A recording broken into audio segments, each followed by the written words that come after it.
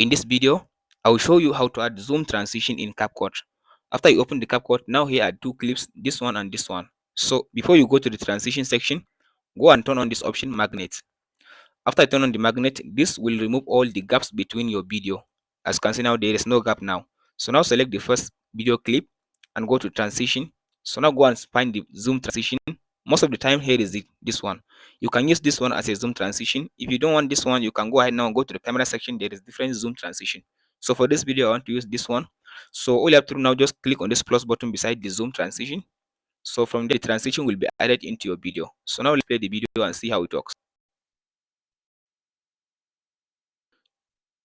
So see now, here is it. Now if you want to decrease or if you want to increase the duration of the transition, just click on the transition like this.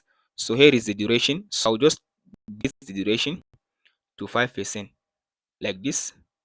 So now I'll just go ahead and play the video and see. So that's it, guys. Be sure to like and subscribe. Thanks for watching, guys.